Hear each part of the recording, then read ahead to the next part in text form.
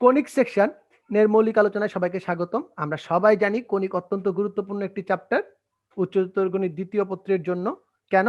কারণ এখান থেকে মোটামুটি আমরা শিওর থাকি যে পরীক্ষাতে 10 মার্ক কমন পড়বে। তো আজকে বেসিক ক্লাসে সবাইকে স্বাগতম।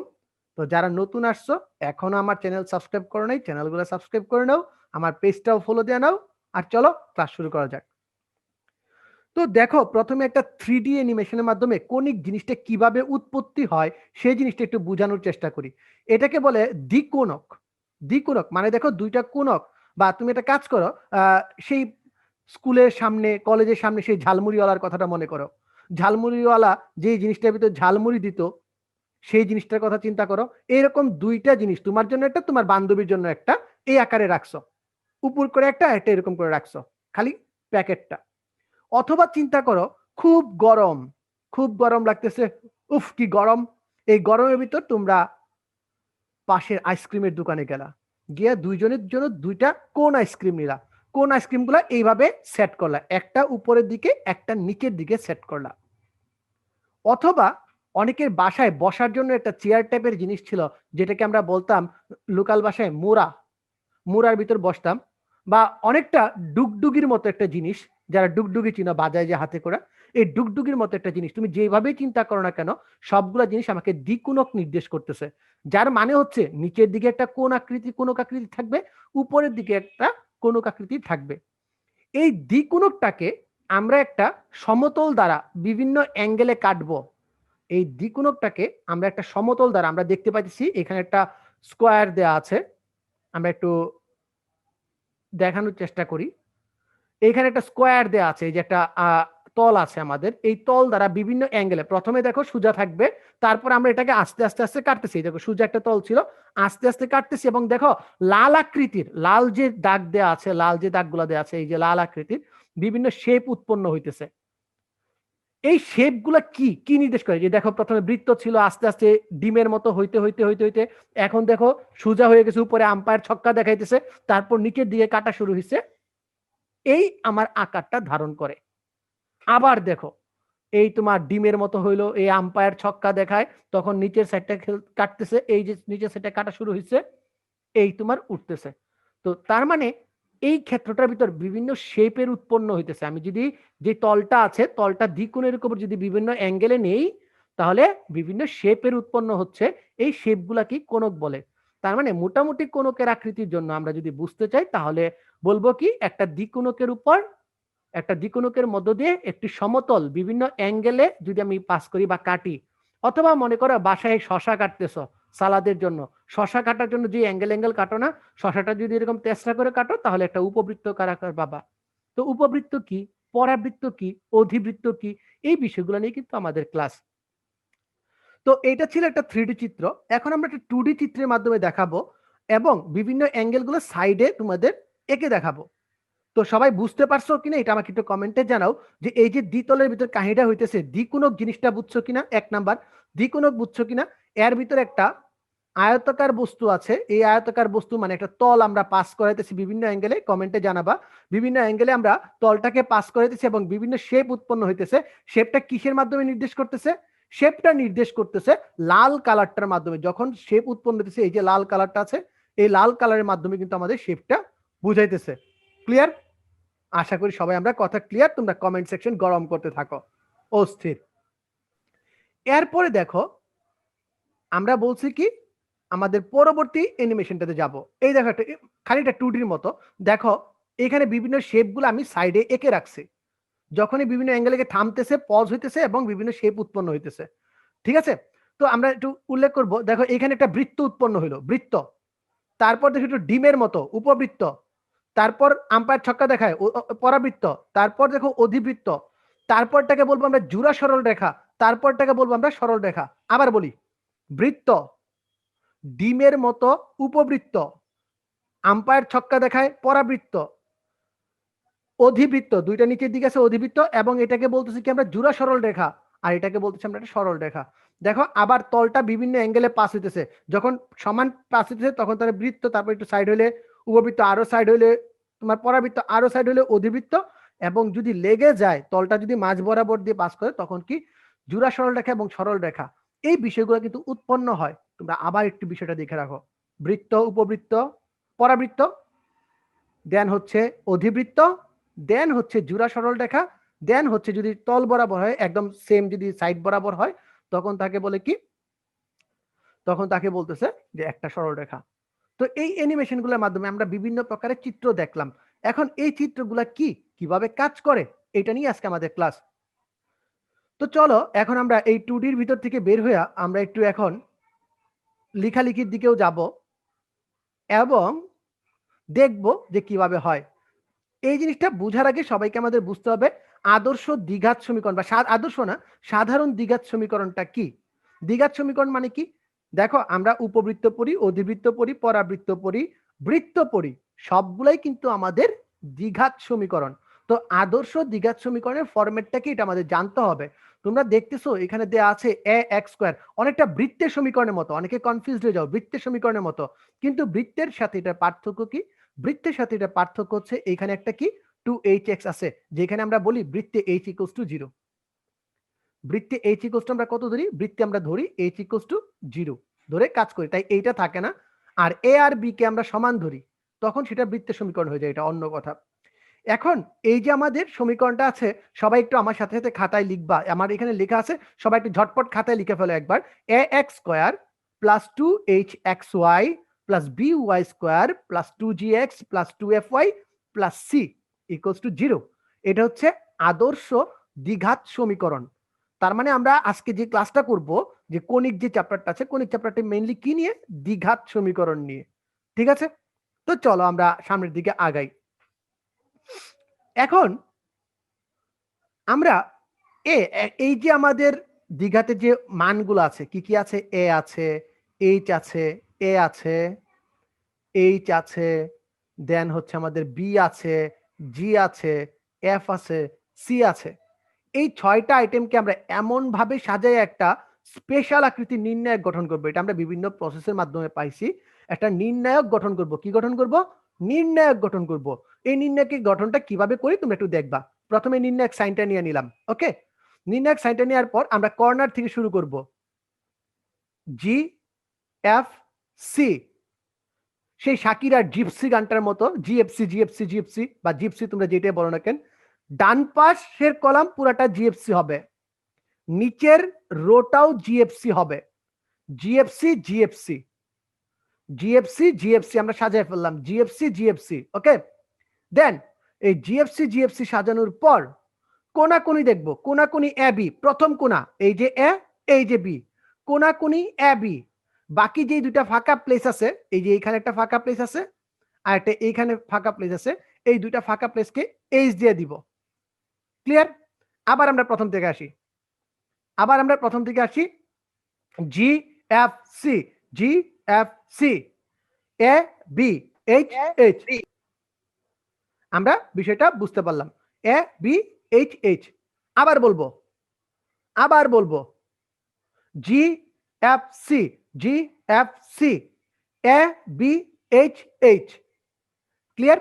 এই যে নির্ণায়কটা গঠন করলাম, এই নির্ণায়কটার ভিন্ন ভিন্ন মান বের করবো এবং ভিন্ন ভিন্ন মানের জন্য আমরা পরবর্তী যে আইটেমগুলা বললাম, বৃত্ত বললাম, জোড়া সরল রেখা বললাম। তো জোড়া সরল রেখা বললে তোমরা অনেকেই কনফিউজ হয়ে যেতেছ যে স্যার জোড়া সরল রেখা জিনিসটা কি, এটা কিভাবে কাজ করে।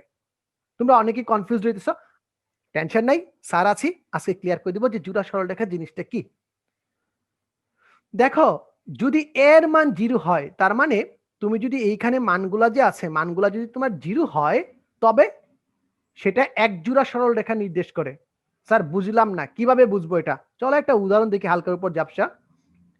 2x square plus 3xy plus y square plus 5x plus 3y plus 2 equals to 0। তো বাচ্চারা আমাকে বলো তো, তোমরা কমেন্ট সেকশন অ্যাক্টিভ রাখবা, আমাকে বলবা এখানে a এর মান কত? সবাই বুঝতে পারতো স্যার a এর মান 2। b এর মান কত? স্যার b এর মান 1। c এর মান কি বলে, h এর মান কত? স্যার h এর মান 3। দাঁড়ান, h এর মান 3 নহে, h এর মান হচ্ছে 3/2। h এর মান হচ্ছে কি 3/2। আচ্ছা, g এর মান কত? g এর মান হচ্ছে 5/2, 5/2। তারপর তোমাদের f এর মান কত? এফ এর মান দেখো হচ্ছে 3/2 এবং লাস্টলি দেখো আমাদের কি আছে, সি এর মান লাগতেছে, সি এর মান কত আমাদের 2। এই যে বিষয়গুলো আছে, আমি যদি এখন তোমাদের যেভাবে বলছিলাম জিএফসি সাজাইতে, আমরা যদি সাজাই, জি এর মান কত 5/2, এফ এর মান কত, এফ এর মান হচ্ছে 3/2, সি এর মান কত 2, জি এর মান 5/2, এফ এর মান 3/2, এ এর মান 2, বি এর মান 1, বাকিগুলা এইচ এর মান 3/2। তো তোমরা নর্মাল যেভাবে নির্ণায়ক করে দেখো এটার মান আসতেছে 0। তোমরা নির্ণায়কের মানটা বের করে দেখো, এটার মান আসবে 0। আমি আর করলাম না, ক্লাসটা দীর্ঘায়িত করলাম না, কারণ নির্ণায়ক তোমরা পারো, এখানে 5-6 মিনিট যাবে, আমি এটা তোমাদের উপর ছেড়ে দিলাম, তোমরা বের করে নিবা। তো দেখো এটা ইকুয়ালস টু 0 হলে জোড়া সরলরেখা নির্দেশ করে। এই যে এখানে মানগুলা দেখতেছো না, এই দেখো একটা মান আছে আর এই দেখো একটা মান আছে। তুমি যদি এই দুটোকে গুণ দাও, দেখো 2x আর x গুণ দিলে হয় 2x স্কয়ার, 2x আর y গুণ দিলে হয় 2xy। আমরা গুণ দিয়ে একটু দেখি, 2x square plus 2xy plus 2x, আমরা এই গুণটা দিলাম, x দ্বারা গুণ দিলাম, y দিয়ে গুণ দিব, xy, দেন আমরা গুণ দিব plus y square plus 2y। Okay fine, then আমরা গুণ দিব 1 দিয়ে, x plus y plus 2 equals to 0। এখন তুমি যদি সাম আপ করো, এই দেখো 2x স্কয়ার, এই দেখো 2x স্কয়ার, এইখানে আছে 2xy আর এইখানে আছে xy, মোট কত হয়, এই দেখো 3xy। এইখানে আছে সিঙ্গেল y স্কয়ার, এই দেখো সিঙ্গেল y স্কয়ার। এইখানে আছে দেখো 2x, আচ্ছা এটা কি 2x হবে না, 2 দুগুণে 4, এটা কিন্তু 4x, 2x দ্বারা গুণ করলে হবে কত 4x আর x কত হবে, এই দেখো 5x। দেন দেখো এইখানে আছে কত 2y, আর আমাদের সিঙ্গেল আরেকটা y থাকার কথা, 2y আছে, আরেকটা y আসবে, তো আমরা যদি 1 দ্বারা গুণ করি, এই যে একটা y, 2y আর একটা y হচ্ছে 3y, এবং লাস্টলি দেখো 2। তার মানে জোড়া সরলরেখা বুঝতেছো, আমি যদি এখান থেকে আলাদা করে লিখতে পারি 2x plus y plus 1 equals to 0, x plus y plus 2 equals to 0। তার মানে জোড়া সরলরেখা, যে অনেকটা আমরা এরকম দেখছিলাম, এই জিনিসটা নির্দেশ করে, চিত্রের ভিতরে আমরা এরকম আকার একটা পাইছিলাম, এইটা নির্দেশ করতেছে জোড়া সরলরেখা দ্বারা। আশা করি তোমরা ক্লিয়ার সবাই, ঠিক আছে। নিচে দেখো কি লেখা আছে, a not equals to 0, a equals to b, h equals to 0, g square plus f square minus c greater than equal 0। মানে আমাদের যে ব্যাসার্ধটা আছে, ব্যাসার্ধের যে রুটের ভিতরে যে মানটা আছে, এটা 0 থেকে যদি বড় হয়, এটা বৃত্ত নির্দেশ করে। তো বাচ্চারা তোমরা সবাই বৃত্ত পড়ে আসছো, বৃত্ত পড়ে আসলে কিন্তু এটি কিন্তু বৃত্তের শর্ত ছিল, একটু ভালো করে দেখো, এক্স স্কয়ার ওয়াই স্কয়ার সহগ সমান হবে, এক্স ওয়াই সম্বলিত পদ থাকবে না, এবং ব্যাসার্ধের মান 0 থেকে বড় অথবা সমান হবে। ঠিক আছে, এইগুলো আমাদের 2 নাম্বার আইটেম বৃত্ত। 1 নাম্বার আইটেম জোড়া সরলরেখা, 2 নাম্বার আইটেম বৃত্ত। 3 নাম্বার আইটেমের ক্ষেত্রে আমি তোমাদের একটা উদাহরণ দিয়ে রাখছি। তো এই উদাহরণটা বোঝার জন্য এটাও আমি করব না, তোমরা একটু মানটা বের করে দেখবা। তোমরা যদি মান বের করো তাহলে দেখবা যে এটার মান 0-এর সমান হয় না। এখন আমাকে বাচ্চারা কিছু কথা বলবা তোমরা, ঠিক আছে। কথাটা হচ্ছে এরকম, আমি যদি সাইড ট্রান্সফার করে সব নিয়ে আসি এই পাশে, y square minus 4x minus 2 equals to 0। ওকে, তো তোমরা বলবা a এর মান কত 0, b এর মান কত 1, c এর মান কত -2, h এর মান কত 0, h এখানে নাই, a b c, g এর মান কত, g এর মান হচ্ছে ই এফ জি, জি এর মান হচ্ছে কত বলতো -2, f এর মান কত, বলতো, f হচ্ছে আমাদের নাই 0। শেষ, আমরা সবগুলো বের করে ফেলছি। এখন বলছি যদি h square equals to ab হয়, ab এর মান কত বলতো, a আর b গুণ দিলে কত হয় স্যার 0, আর ab এর মান হচ্ছে 0, আর h স্কয়ারের মান কত 0 স্কয়ার, তার মানে 0। আমি বলছিলাম a স্কয়ার ইকুয়ালস টু যদি ab হয় তবে তা পরাবৃত্ত নির্দেশ করে। আমরা কি বুঝতে পারছি না পারি নাই? সেম ওয়েতে তোমরা যদি এইটা বের করো, a স্কয়ারের মান যদি ab এর থেকে ছোট হয় তবে তা উপবৃত্ত নির্দেশ করে। এটা তোমাদের টাস্ক থাকলো, তোমরা নিজেরা বের করে দেখবা যে এই উদাহরণের ক্ষেত্রে a স্কয়ারের মান ab এর থেকে ছোটই নির্দেশ করতেছে। এরপর দেখো এ নট ইকুয়ালস টু 0 এবং এ স্কয়ার যদি এ বি থেকে বড় হয় তবে এখানে একটু মিস্টেক আছে, তোমরা ঠিক করে নিবা। সেটা অধিবৃত্ত নির্দেশ করে। কি নির্দেশ করে? অধিবৃত্ত নির্দেশ করে। সেটা কি নির্দেশ করবে? অধিবৃত্ত নির্দেশ করবে। ওকে, আমরা সবাই বুঝতে পারলাম। তো আমরা পরবর্তী ধাপে যাচ্ছি। এখন তাহলে আমাদের প্রশ্ন হচ্ছে, এই যে আমরা কণিক নিয়ে কথা বলছি, কণিক কাকে বলে? কণিক কাকে বলে? তো এইখানে বললাম কার্তেশীয় সমতলে। কার্তেশীয় সমতল কাকে বলে? স্যার, যেখানে এক্স অক্ষ এবং ওয়াই অক্ষ আছে।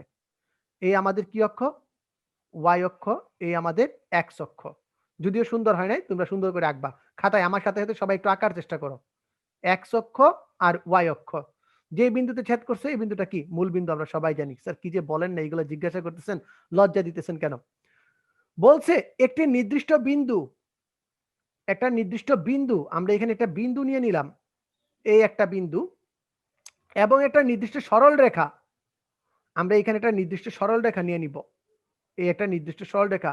যদি কোনো বস্তুকণার গতিপথ এরকম হয় যে এই বস্তুকণাটার সঞ্চার পথ এই বিন্দু এবং এই সরল রেখার সাথে, এই বিন্দু এবং এই সরল রেখার সাথে একটা আনুপাতিক সম্পর্ক বজায় রাখে, একটা আনুপাতিক সম্পর্ক বজায় রাখে, বা একটা অনুপাত, একটা ধ্রুব সংখ্যা হয়, তখন তাকে ওই যে সঞ্চার পথটা আছে, সঞ্চার পথটাকে কণিক বলে। স্যার কথাটা বুঝলাম না।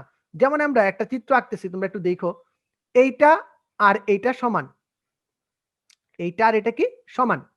দেন দেখো আমরা এইখানে একটু গেলাম, এই রাস্তা আর এই রাস্তাও সমান, এই রাস্তা আর এই রাস্তাও সমান।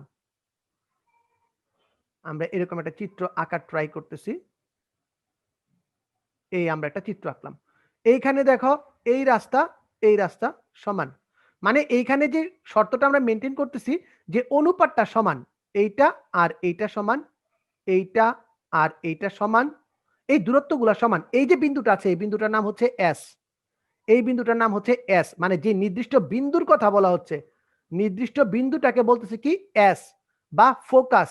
নির্দিষ্ট বিন্দুটাকে বলতেছে এস বা ফোকাস। আর যে নির্দিষ্ট সরল রেখার কথা বলা হইতেছে, নির্দিষ্ট সরল রেখাটাকে বলে দিকাক্ষ। দিকাক্ষ বা নিয়ামক রেখা বা ডাইরেক্ট্রিক্স, সবকিছু। তার মানে এই যে আমাদের রেখা যেটা আছে, এই রেখাটাকে কি বলতেছে? দিকাক্ষ। আর যেখানে সঞ্চার পথ আছে, তোমাদের সরল রেখা আমি পড়াইছি, সঞ্চার পথ মানে সেখানে একটা পি এক্স ওয়াই আছে। সঞ্চার পথ মানে সেখানে একটা কি? পি এক্স ওয়াই আছে।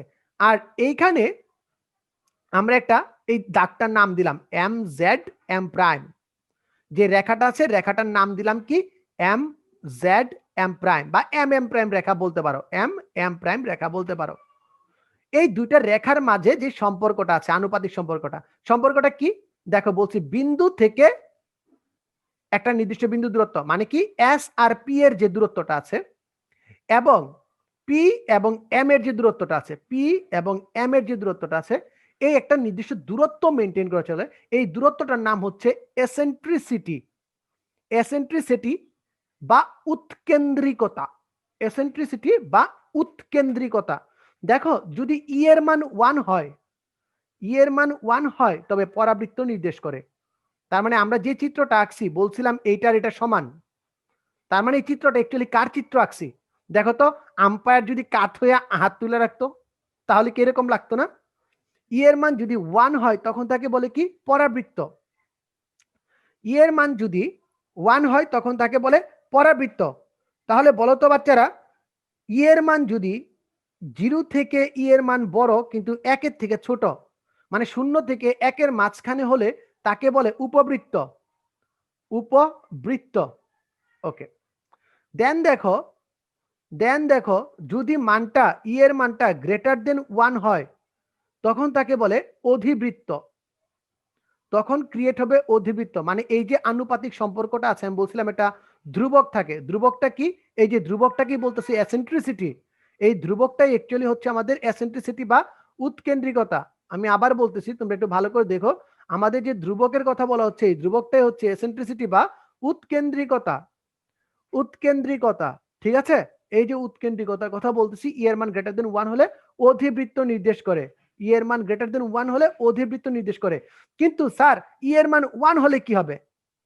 যদি আমাদের ই ইকুয়ালস টু 1 হয়ে যেত, ই ইকুয়ালস টু 1 হয়ে গেলে কি হবে? ই ইকুয়ালস টু 1 হয়ে গেলে এটা এখনো আমরা লিখে ফেলছি পরাবৃত্ত হয়। যদি ই ইকুয়ালস টু 0 হইতো, তখন লিখে রাখো সবাই, ই ইকুয়ালস টু 0 হলে সেটা বৃত্ত নির্দেশ করে, আর ই ইকুয়ালস টু যদি অসীম হয় তখন তা সরল রেখা নির্দেশ করে, সরল রেখা নির্দেশ করে।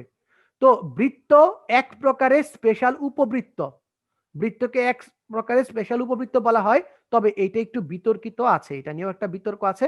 এটা আমাদের দরকার নাই, বৃত্ত আর সরল রেখা নিয়ে এখন আমাদের চিন্তা করার দরকার নেই, আমাদের তিনটা জিনিস নিয়ে চিন্তা করার দরকার।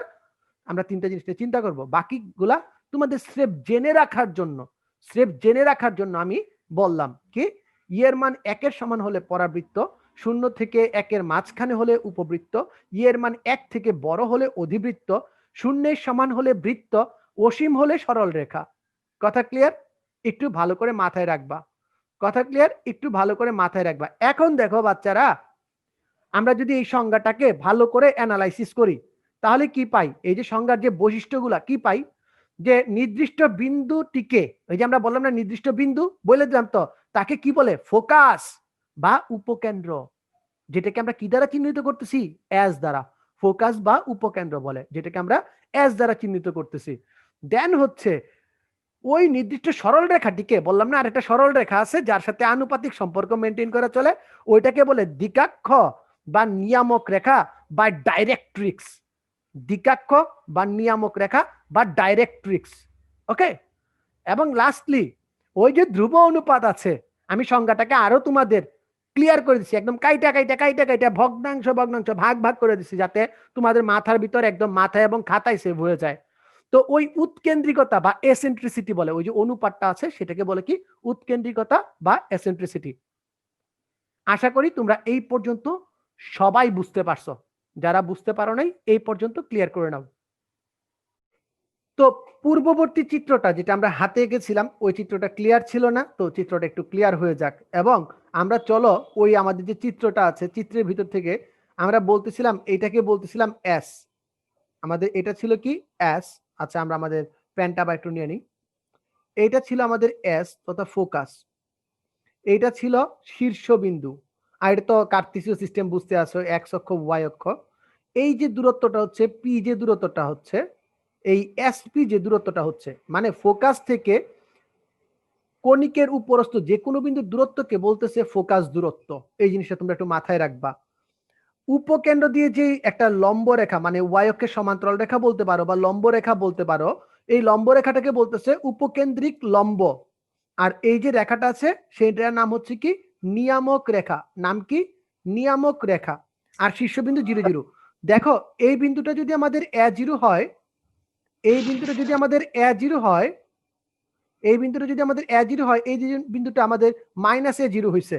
তো মনে করার চেষ্টা করো, সরল রেখায় তোমাদের আমি বিন্দুর সাপেক্ষে প্রতিবিম্ব পড়াইছিলাম, যে অনেকেই জিনিসটা স্কিপ করে, বিন্দুর সাপেক্ষে প্রতিবিম্ব, রেখার সাপেক্ষে প্রতিবিম্ব, এই প্রতিবিম্বের যে পার্টটা আছে এই পার্টটা অনেকে স্কিপ করে। এটা কিন্তু জাস্ট মূল বিন্দুর সাপেক্ষে A0 বিন্দুর প্রতিসম বা প্রতিবিম্ব যেটা আছে ওইটা, তাই -A0 হয়েছে, যেহেতু সমান সমান ডিস্টেন্স।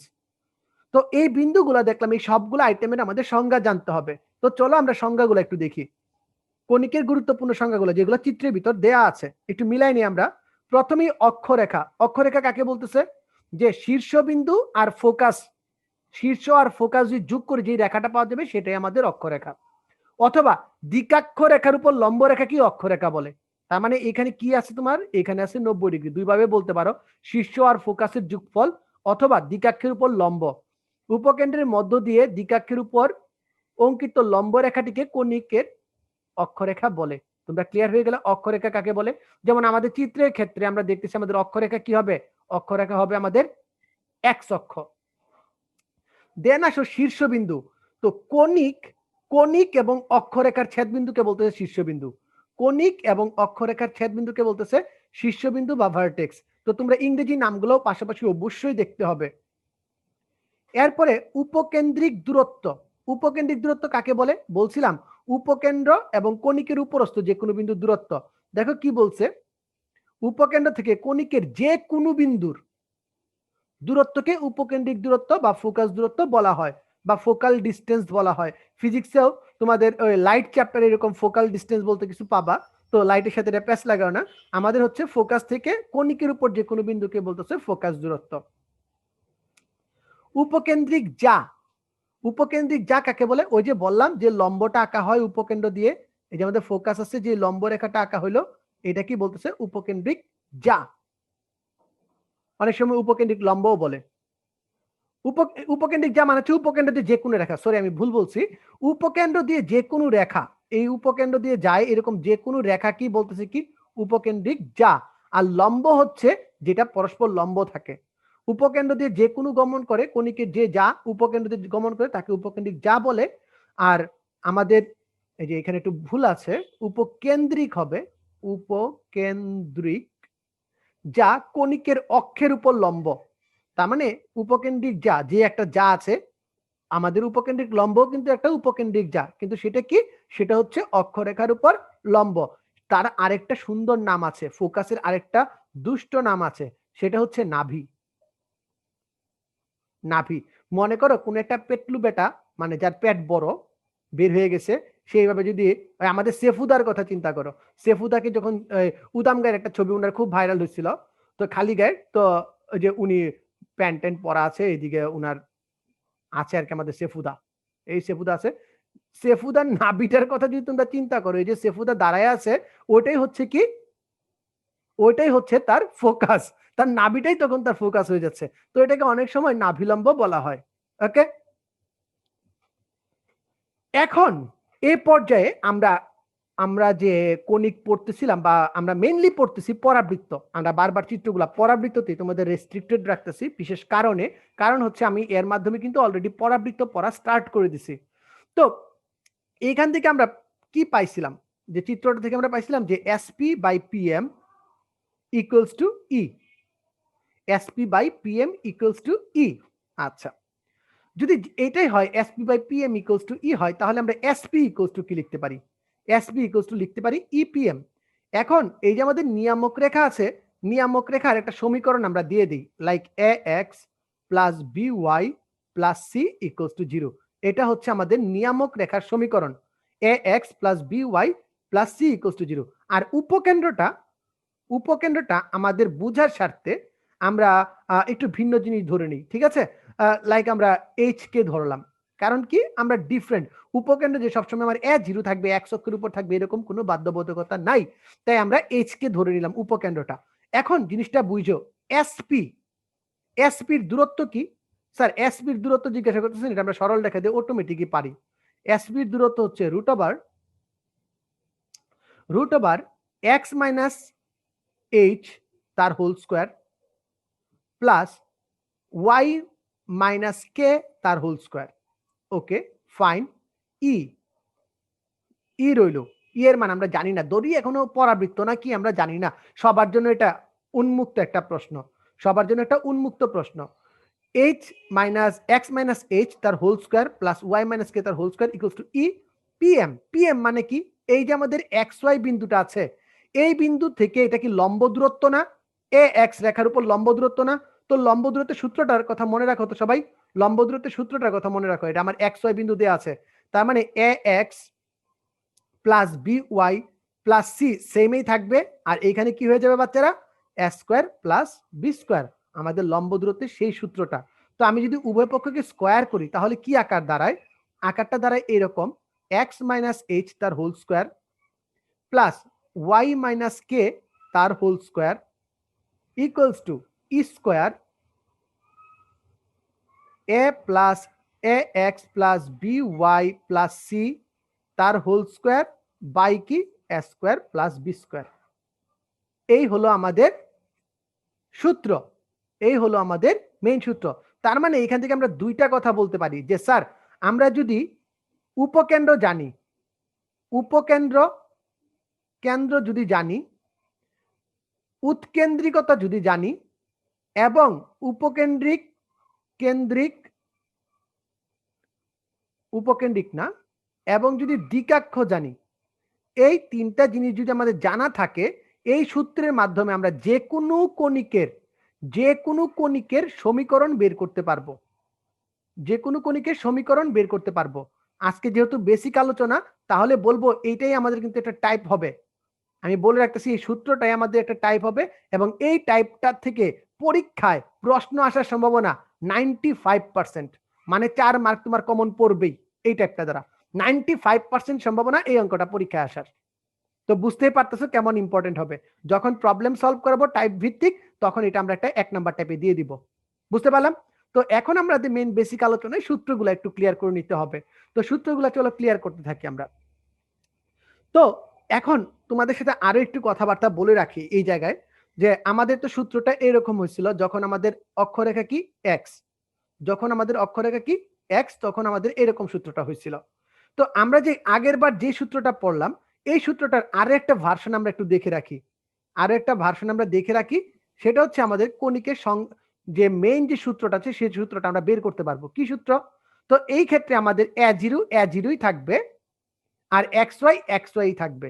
ঠিক আছে, এখন বলো এসপি স্কোয়ার ইকুয়ালস টু, আমরা এখন পরাবৃত্তের জন্য বলতেছি, পরাবৃত্ত। আমরা পরাবৃত্তে চলে আসছি, যেখানে ই এর মান কত 1, SP square equals two 1 square PM square. আমরা লিখতে পারি এই কন্ডিশনটা থেকে টেনে এটা লিখতে পারি। যদি লিখতে পারি তার মানে কি SP square equals two PM square. Fine. তো এখন এইখানে দেখো, ভালো করে দেখবা সবাই, এসপি মানে কত? স্যার এক্স মাইনাস এ তার whole square plus Y minus 0 তার হোল স্কোয়ার। কারণ কি? কারণ হচ্ছে আমাদের এস এর মান কত দেওয়া আছে? এ 0। এটা ভুলে যাও এখন। এস এর মান কত দেওয়া আছে? এ 0। এস এর মান দেওয়া আছে এ 0, আর আমাদের আছে এখানে X Y. Okay fine. PM square, PM জিনিসটা কি বাচ্চারা বলো তো? এইখান থেকে এই যে আমাদের এক্স বিন্দু যদি এইটা হয়, এইটা এখন আমাদের পি এক্স ওয়াই বিন্দু, ঠিক আছে? এইটা আমাদের পি এক্স ওয়াই, নট এইটা। এটা যদি হয়, এইখান থেকে এতটুকু দূরত্ব কত আছে? এইখান থেকে এতটুকু দূরত্ব কত আছে? স্যার এ। এইখান থেকে এতটুকু দূরত্ব কত আছে? এ। তার মানে আমরা বলতে পারতাম 2a। আবার আমাদের বিন্দু যদি এইটা হইতো, তাহলে এখন বাচ্চারা বলো তো এইখান থেকে এক্স কত দূরে আছে? তখন তোমরা কিন্তু অটোমেটিক্যালি আমাকে বলতে পারবা যে স্যার এইখান থেকে এক্স অ্যাকচুয়ালি যে দূরত্বটা আছে সেটা হচ্ছে এইখান থেকে এতটুকুর দূর হচ্ছে, দ্বিকাক্ষের যে দূরত্বটা আছে সেটা হচ্ছে এইখান থেকে হচ্ছে এক্স, আর এইখান থেকে হচ্ছে এ। তার মানে কি হয়ে যাবে? এক্স প্লাস এ। ডিস্টেন্সটা কত? এক্স প্লাস এ। যখন পি এক্স ওয়াই বলতেছি তখন কিন্তু আসলে ফোকাসে না, সে আরো দূরে সরে গেছে। এক্স এর মানটা কত তখন? এইখান থেকে এক্স এর মানটা কত তখন? এইটা। এক্স এর মানটা কত তখন? এইটার সমান, এক্স এর সমান। তার মানে এক্স প্লাস এ হবে পিএম এর দূরত্ব। মানে এই যে এতটুকু, আমি একটু ক্লিয়ার করে দিই তোমাদের বোঝার জন্য। আমি কথা বলতেছি যে এতটুকু দূরত্ব কত। তো এইখান থেকে এতটুকু দূরত্ব হচ্ছে তোমাদের এক্স, আর এইখান থেকে এতটুকু দূরত্ব হচ্ছে এ। তার মানে টোটাল ডিস্টেন্সটা কত? স্যার এক্স প্লাস এ, আর উপরে কি আছে? একটা স্কোয়ার আছে, এই একটা স্কোয়ার তুমি দিয়ে দিলা। তাহলে বলো তো এখানে কি থাকে? Y square equals to x plus a তার whole square minus x minus এ তার হোল স্কোয়ার। বলো তো a plus b whole square minus a minus b whole square equals to কত? স্যার 4a বি বা 4ax। এইটাই কিন্তু আমরা আমাদের পরাবৃত্তের সূত্রটা পেয়ে গেলাম। পরাবৃত্তের এক্স অক্ষের যদি আমাদের অক্ষরেখা হয়, এক্স অক্ষরেখার জন্য সমীকরণ হচ্ছে Y square equals to 4ax। Same ওয়েতে যদি আমাদের অক্ষরেখা হইতো ওয়াই, তার মানে চিত্রটা থাকতো কি উপরের দিকে। অক্ষরেখা ওয়াই হলে চিত্রটা থাকতো উপরের দিকে, তখন স্রেফ অঙ্কটা হয়ে যেত এরকম, x square equals two 4ay। তো চলো আমরা এই রিলেটেড সূত্রগুলা দেখি। তো এইখানে আরেকটা কথা বলে রাখি, এইখানে এ কত? এইখানে এ এর মান কিন্তু 0 থেকে বড়, তাই আমার হচ্ছে বাম পাশে। 0 থেকে যদি ছোট হইতো তাহলে চিত্রটা কি হইতো? আমাদের এ যদি 0 থেকে ছোট হইতো, তাহলে একটু বলে রাখি, এখন আমাদের বুঝতে হবে না, আমরা যেটা আছে এটা দিয়ে করতে পারবো, তখন চিত্রটা চলে আসতো এই পাশে। ওকে, সেম ওয়েতে এখানে যদি এ এর মান লেস দেন 0 হইতো, তখন আমাদের চিত্রটা চলে আসতো এই পাশে। এই একটা জিনিস একটু জাস্ট আমরা ধরে রাখলাম, আমাদের না ধরলেও হবে। মানে আমাদের এরকম আছে Y square equals to minus 4ax, তখন কিন্তু আমরা এটাকে দুষ্টামি করে এভাবে লিখতে পারি 4 মাইনাস এ এক্স। তখন আমি একে জোর করে ধরে নিছি, আমার চিত্র ছাড়াই আমি ধরে নিছি এর মান পজিটিভ। যখন মান বসাবো তখন এটা বসাবো আর কি, শেষ কাহিনী। আচ্ছা, এখন বাচ্চারা কমেন্ট সেকশন গরম করতে হবে। সবাই কমেন্ট সেকশনে অ্যাক্টিভ থাকো, খুব বেশি বেশি কমেন্ট করবে আমার সাথে সাথে। এই দুইটা চিত্রের জন্য আমাদের কমেন্ট সেকশনটা গরম করতে হবে। সবাই রেডি তো? সবাই একটু কমেন্ট করে জানাই দাও তো তোমরা রেডি কিনা। যারা যারা রেডি আছো একটু কমেন্ট করে জানাই দাও তোমরা রেডি কিনা। তোমরা রেডি কিনা জানাই দাও কমেন্ট করে। গুড। এখন আমাদের কাছে দুইটা ফিগার আছে, ডানে এবং বায়ে। এই দুইটা ফিগারের জন্য বিভিন্ন আইটেম আমরা আইডেন্টিফাই করব। আর এক্সট্রা যে কথাগুলো এতক্ষণ পর্যন্ত বলছি সেই কথাগুলো আমি মুছে দিচ্ছি। আমরা আইটেমগুলো আইডেন্টিফাই করব আর এক্সট্রা কথাগুলো সব মুছে দিচ্ছি। এই বক্সটা আজকে আমরা ফিল আপ করবো সবাই মিলে আমরা এই বক্সটা ফিল আপ করবো। ওকে, এই বক্সটা আমরা সবাই আজকে ফিল আপ করবো সবাই মিলে। তো সবাই কমেন্ট সেকশনে সবাই নিজের মতো করে উত্তর দেওয়ার চেষ্টা করব আমরা।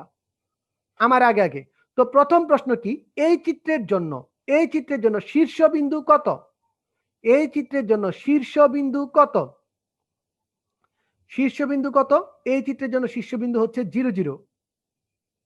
শাবাশ। এই চিত্রের জন্য শীর্ষবিন্দু হচ্ছে 0 0। দ্বিতীয় চিত্রের জন্য শীর্ষবিন্দু কত? শীর্ষবিন্দু বের করতে হয় কি, কনিক এবং অক্ষরেখার ছেদবিন্দু। দ্বিতীয় চিত্রের জন্য আমাদের শীর্ষবিন্দু কি হবে স্যার? 0 0। এই ক্ষেত্রে একটা কথা বলে রাখি তোমাদের জন্য, এইখানে 0 0 বলতে কি বোঝায়? আমাদের যে স্থানাঙ্কটা বলছে, শীর্ষবিন্দু কিন্তু একটা স্থানাঙ্ক, সেই স্থানাঙ্কে x = 0 ধরবো, y = 0 ধরবো। আমরা কিন্তু এইরকম ধরে নিব, ঠিক আছে? এই জিনিসটা মাথায় রাখবা। উপকেন্দ্র, এই চিত্রের জন্য উপকেন্দ্র কোথায় আছে? এই চিত্রের জন্য উপকেন্দ্র কি হবে? উপকেন্দ্র x অক্ষের উপর। x অক্ষের উপর উপকেন্দ্রটা কি হবে বলো তো বাচ্চারা? x অক্ষের উপর উপকেন্দ্র কি হবে? অসাধারণ পোলাপাইন্স হবে a0। সরি, এ লিখে ফেলছি, এটা হবে a0। x অক্ষের উপর অবস্থিত, তাই এটা হবে a0। তো আমরা যদি ধরতে চাই, ধরতে গেলে কিভাবে লিখবো? যে x = a আর y = 0। একই, এ হচ্ছে ওই যে আমাদের ডিসটেন্সটা, ঠিক আছে? গুড। দ্বিতীয় চিত্রের জন্য উপকেন্দ্র কি হবে? বাচ্চারা ঝটপট আনসার দাও। দ্বিতীয় চিত্রের জন্য উপকেন্দ্র কি হবে? দ্বিতীয় চিত্রের জন্য উপকেন্দ্র হবে 0 a। অসাধারণ। দ্বিতীয় চিত্রের জন্য উপকেন্দ্র হবে 0 a। প্রথম চিত্রের জন্য অক্ষরেখার সমীকরণ কি? প্রথম চিত্রের জন্য অক্ষরেখার সমীকরণ কি? প্রথম চিত্রে অক্ষরেখা কোনটি? দ্বিতীয় চিত্রে অক্ষরেখা কোনটি? প্রথম চিত্রে অক্ষরেখা কোনটি? দ্বিতীয় চিত্রে অক্ষরেখা কোনটি? স্যার, প্রথম চিত্রে অক্ষরেখা হচ্ছে x অক্ষ। আর x অক্ষের সমীকরণ কি? x অক্ষের সমীকরণ কি বাচ্চারা বলো তো? x অক্ষের সমীকরণ হচ্ছে y = 0। দ্বিতীয় চিত্রে y অক্ষ হচ্ছে অক্ষরেখা, সেখানে সমীকরণ হচ্ছে x = 0।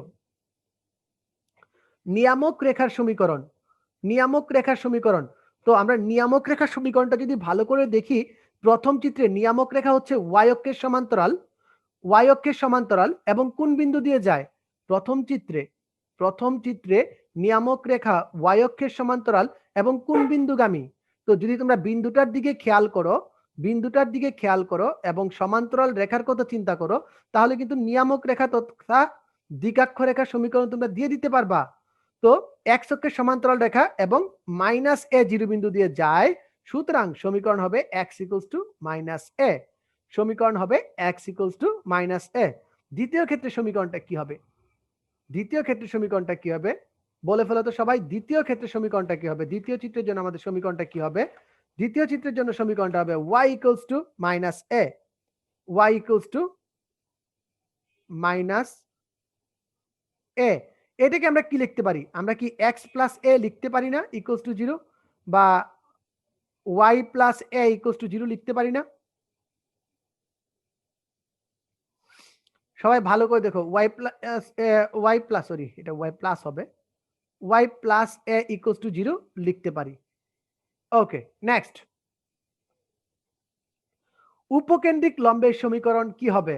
উপকেন্দ্রিক লম্বের সমীকরণ কি হবে? বাচ্চারা লিখে ফেলো। উপকেন্দ্রিক লম্ব কোন বিন্দু দিয়ে যায়?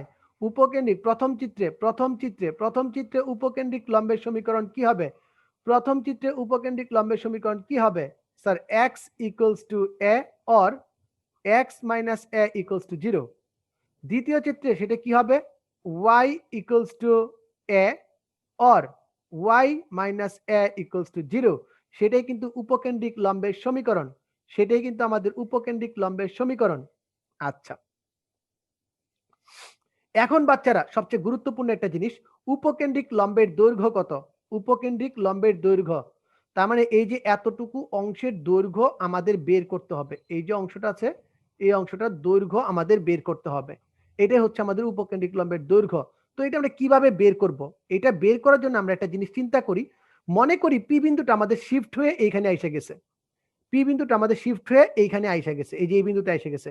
তো এই বিন্দুতে আসলে আমরা আমাদের যে বিন্দুটা যে স্থানাঙ্ক আছে, স্থানাঙ্ক এটাই। আমরা যদি এদিকে যাই, রেখাটা হবে কি এরকম। আমরা যদি এদিকে আসি তাহলে রেখাটা হবে এইরকম। সরি, আমরা যদি এইদিকে আসি তাহলে রেখাটা হবে আমাদের এইরকম। এইটা হবে রেখা আর এইটা হবে রেখা। তো বলো, এইখান থেকে এইখানের দূরত্ব আর এই দূরত্ব কি সমান না? তো এখান থেকে দূরত্ব কত? স্যার এদিকে আসছি এ আর এদিকে আসছি এ, অর্থাৎ এই দূরত্বটা হচ্ছে 2a।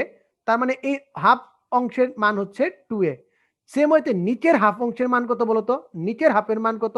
2a। 2a যোগ করলে কত হয় বলতো বাচ্চারা? অস্থির কিন্তু একটা টেকনিক দিয়ে আমরা অঙ্কটা করে ফেললাম, অস্থির একটা টেকনিক দিয়ে করে ফেললাম। 2a যোগ করলে কত হবে? 2a যোগ করলে হবে 4a। আর দৈর্ঘ্য কখনো ঋণাত্মক হতে পারে না, তাই একটা মডুলাস মেরে দেব। দৈর্ঘ্য কখনো ঋণাত্মক হতে পারে না, তাই আমরা একটা মডুলাস মেরে দিব। সেম ওয়েতে ওয়াই অক্ষের যেটা আছে, ওয়াই অক্ষের ক্ষেত্রে সূত্রটা কি হবে বলতো বাচ্চারা? ওয়াই অক্ষের ক্ষেত্রে সূত্রটা কি হবে বাচ্চারা বলতো? ওয়াই অক্ষের ক্ষেত্রে সূত্রটা কি হবে বলতো বাচ্চারা? ওয়াই অক্ষের ক্ষেত্রে সূত্রটা কি হবে? ওয়াই অক্ষের ক্ষেত্রেও স্যার সেম সূত্রই হবে। কি হবে সেটা? সেটা হবে মডুলাস অফ 4a। আচ্ছা, দেখো এটা দিয়ে কিন্তু উপকেন্দ্রিক লম্বের প্রান্তবিন্দু স্থানাঙ্ক বের করতে পারি। কিভাবে প্রান্তবিন্দু স্থানাঙ্ক বের করতে পারি দেখি। তুমি এই যে তোমার মূল বিন্দুটা আছে, এই বিন্দু থেকে এইখানে দূরত্ব কত বলতো? স্যার এই মূল বিন্দু থেকে এইখানে দূরত্ব হচ্ছে এই, আমরা একটু চিত্রটাকে ক্লিয়ার করে ফেলি, তাহলে আমাদের দেখাইতে সুবিধা হবে। এই আমরা ক্লিয়ার করে ফেললাম। আমরা বের করে রাখছিলাম কি এতটুকুর মান হচ্ছে 2a আর এতটুকুর মানও হচ্ছে 2a, এটা কিন্তু আমরা বের করে রাখছি। আর এইখান থেকে এতটুকু দূরত্ব কি a। তাহলে বলতো শীর্ষ থেকে এইটার দূরত্ব কত? a। a এইখানে গেলে একটা প্রান্ত বিন্দু পাওয়া যায়, তার মানে কি +2a, এবং a -2a। কারো কোনো প্রবলেম আছে বলো তো? a +2a মানে উপর দিকে গেলে একটা প্রান্ত বিন্দু, এই আর একটা প্রান্ত বিন্দু, মানে উপকেন্দ্রিক লম্ব যে আছে, উপকেন্দ্রিক লম্বের ছেদ বিন্দুগুলা চিত্রটাকে কোন কোন বিন্দুতে ছেদ করছে ওই ছেদ বিন্দুগুলা স্থানাঙ্ক আমরা বুঝতে পারলাম। কিন্তু সেম হইতে এইটার জন্য কি হবে বলতো? এইটার জন্য কি হবে? এইটার জন্য আমরা x অক্ষে গেছি কি পরিমাণ? দেখো x অক্ষে গেছি কিন্তু এই উপকেন্দ্রিক লম্বের পরিমাণ। উপকেন্দ্রিক লম্বের মান কত বলতো? উপকেন্দ্রিক লম্বের মান হচ্ছে 2a।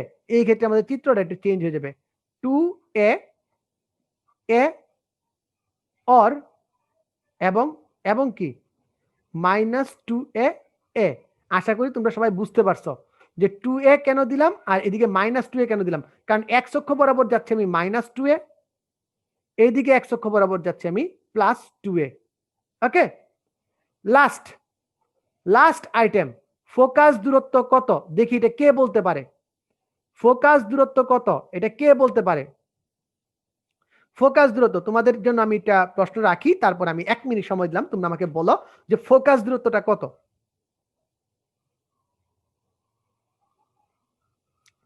তো যারা তোমরা আনসার করার চেষ্টা করতেছো তারা একটু আনসার করতে থাকো। ফোকাস দূরত্বটা কত? আমার কথার উদ্দেশ্য হচ্ছে ফোকাস দূরত্ব কোনটা? এইটা, এই যে এইটা হচ্ছে আমার ফোকাস দূরত্ব। এইটা কত? যদি আমি অন্য একটা জায়গায় অন্য একটা সেগমেন্টে তোমাকে এই জিনিসটা বুঝাই ফেলছি, তারপরেও বলতেছি আমাকে বলো ফোকাস দূরত্ব কত। উত্তর হচ্ছে যে স্যার এইটা বের করতে আমাকে এই লম্ব একটা রেখা টানতে হবে। স্যার প্রমাণের ভিতর, সূত্র প্রমাণের ভিতর এটা বলছিলেন যে এইখান থেকে এতটুকু পর্যন্ত আসছে আমি x পরিমাণ, এতটুকু হচ্ছে x আর এতটুকু হচ্ছে a। তার মানে এইটা কি এই ফোকাস দূরত্বটা এটা সমান না? SP এর সমান না? ফোকাস দূরত্ব কিন্তু আমাদের এখানে SP। SP কি এই PM এর সমান না? পিএম এর সমান। এসপি যদি পিএম এর সমান হয় তাহলে কি লিখতে পারবো বলো তো? স্যার এটা তো হবে এক্স প্লাস এ। ফোকাস দূরত্ব একটা মডুলাস দিয়ে দিব এক্স প্লাস এ। ওই ক্ষেত্রে কি হবে বলো তো? এইখান থেকে কি হবে? তোমরা যদি ভালো করে দেখো এই ক্ষেত্রে কি হবে চিত্রটা? এই ক্ষেত্রেও কি সেম হবে কিনা? সেম হবে না। এই ক্ষেত্রে আমাদের y এর স্থানাঙ্কটা আসতেছে। তার মানে এই ক্ষেত্রে উত্তরটা কি হবে? y plus a। আশা করি তোমরা সবাই বিষয়টা বুঝতে পারছো। যেহেতু y অক্ষের সাথে রিলেটেড তাই y প্লাস a আর এটা হচ্ছে x প্লাস a। কথা ক্লিয়ার? গল্প শেষ? আজকের ক্লাসও আমাদের এই পর্যন্তই ছিল। আশা করি তোমরা সবাই অসাধারণভাবে বুঝতে পারছো। যারা বুঝতে পারো নাই কমেন্ট করো, আমি বুঝাই দিতেছি।